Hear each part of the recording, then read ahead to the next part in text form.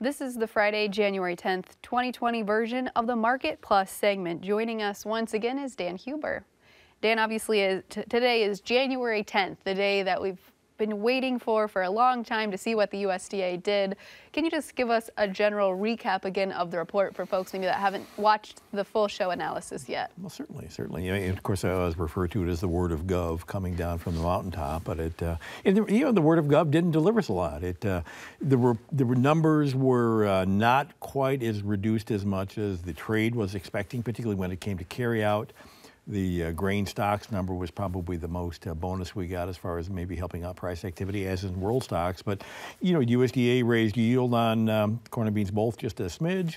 They dropped harvested acreage finally on the corn a little bit more. So, and at the end of the day, it was really almost a non-event. So, which is not all bad. You know, we don't need to have a shocker every time, and certainly would be for the pulse of the markets, maybe best not to have a shocker sometimes. So now we can start focusing on things such as demand, on what we can talk about for spring plantings and those type of things. So for the time being, at least, granted, this will not be the final word on last year's crop, but for the time being, it is. So. And since you mentioned demand, I'm going to take a question here talking about demand because export sales, of course, were delayed this week because of Washington weather. Sure.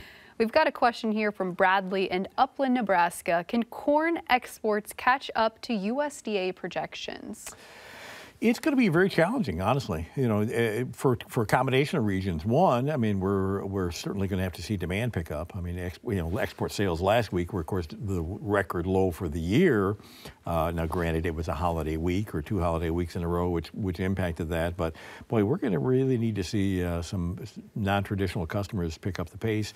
China's maybe will be in there sometime during the year. But, I mean, right now we're pretty much a Mexico, Japan, Colombia market, and South Korea has not even really been all that dominant in our markets as of late. So and then taking a step further, we have a lot of quality issues on corn in certain parts of this country, which may not make export grade. So there's going to be a question mark where we're going to get the corn when we need to for good quality export grain. So. And I think that the quality is probably part of the reason basis has been so strong. But we've got a question here from Gary in Wilton, Iowa, wanting to know about basis specifically. He says, why are basis numbers so high? We are right on the Mississippi River in his part of Iowa, and soybean basis is nearly 70 cents per bushel. Corn is low now, but in the fall it was 35 cents per bushel. What's it going to take to shrink the basis? Maybe Gary's an end user there. Now you mean shrink as far as improve it a little bit more? So and of course part of the beans. I think the Gulf really got caught with their pants down, so to speak, when we didn't know China was going to step up and start buying when they did, and we just had nothing in the pipeline. So that really, of course, accelerated the basis levels. The corn, here again, we just have not been putting the bushels out of the country. Ethanol industry has certainly not been as dominant as we would normally suspect for this time of year. I mean, and they've been operating on some pretty rough margins, so that's really kind of pulled down the demand. Time will, of course, bring it along some, and yes, as we do see some more of the export business pick up after the first of the year here, that's going to improve it some. But like I say, until we really see this corn demand situation change around a little bit, basis is probably going to be just hit and miss. As we see a spot demand pick up, they'll get hot for a week or two, and then they're going to back away again. So. Dan, do you see the areas along the PNW, specifically the Dakotas, that are still having corn acres in the field? Do you see the basis improving drastically for them here in the near future? Well, the basis undoubtedly will improve, but here again, that could become a quality issue up there. I mean, the basis might have to improve at the PNW to attract corn from other regions, that are going to be able to meet their grading standards. So, I mean, that's going to be $1 million question this year. I mean, granted, the corn's not necessarily out of the field, but also what is out is it the kind of quality we need to get it into that export chain? And if we did see the USDA address that quality concern, it's probably not going to be until when? September, realistically. So, and again, I mean, not everywhere is the same. I mean, certainly I have seen it in our neck of the woods.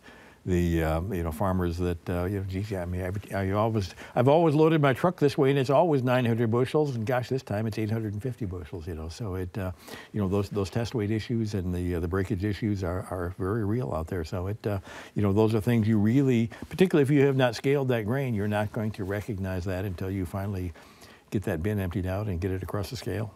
So. Absolutely. And test weight issues can also be a problem for livestock feed. It's going to be interesting to see what shakes out for them this year as well. I mean, and granted, more of the livestock feed, you're dealing on volume. I mean, 100 pounds is 100 pounds, but on the same token, you're using up a lot more corn than you necessarily thought you were. So. Yep. Dan, we've got a question here looking at quite a few different market fundamentals impacting specifically the cattle market from coal in North Dakota. He said with the Chinese trade deal, USMCA, Australian fires, and lastly, the high percentages of females going to slaughter, is it safe to say that the fed cattle and feeder cattle will be bullish moving forward? And what do you predict for just the livestock protein sector as a whole for 2020? Well, you know, and not that the fundamentals haven't stayed relatively decent for the cattle market. I mean, we certainly have not backed up any cattle in the feedlot area. So I mean, that has allowed the prices to stay where they are. I think the biggest issue, the biggest competition they're going to face is from competing meats. And certainly if the economy has any kind of a hiccup as we move into 2020 as well, could really throw a little disruption there. The USMCA, certainly is a positive. I mean, should I guess the trade into Japan might have a bigger impact on that than anything with the new Mexico-China agreement. But I guess I think the biggest problem is going to come back to the competition between the lower price pork and the lower price chicken at this point in time. And since we're talking pork, Dan, we've also got another question here looking at protein from Minda on Twitter. Why haven't hog futures held up better in the light of so many Chinese comments about buying pork to get to that $40 billion projected purchase? Well, of course, comments were, have to turn into reality. And China has stepped up their purchases of pork, significantly. But we also have, a large number of hogs coming to market. I mean, we're 6% above 2 years ago. So I mean, it's just, we've got ample supplies that continue to come in. Packers know what's out there. They know what's going to be coming into market, so nobody has to really pick up the slack and pay for it. Deferred months, are offering a pretty good premium because they are counting on that demand as we move out into the next summer. But when we start talking about that 40 billion from China, I think there's still. It's doable, don't take me wrong. When you really look at the numbers and what they could import, those are figures that are potentially doable, but we might be exporting them some kind of non-traditional commodities to make that happen.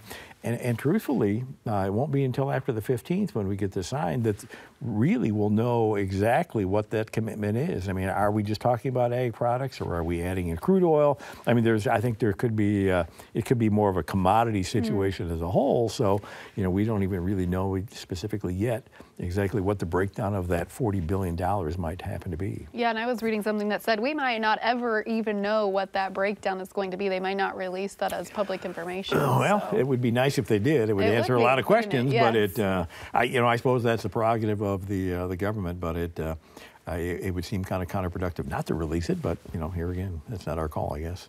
I guess not. But the other commodity besides pork has been soybeans that I think a lot of growers are hoping China picks up on here in 2020. So we've got kind of two different questions, but I'm going to kind of combine them together, coming to us from Scott in Illinois and also Daniel in Minnesota.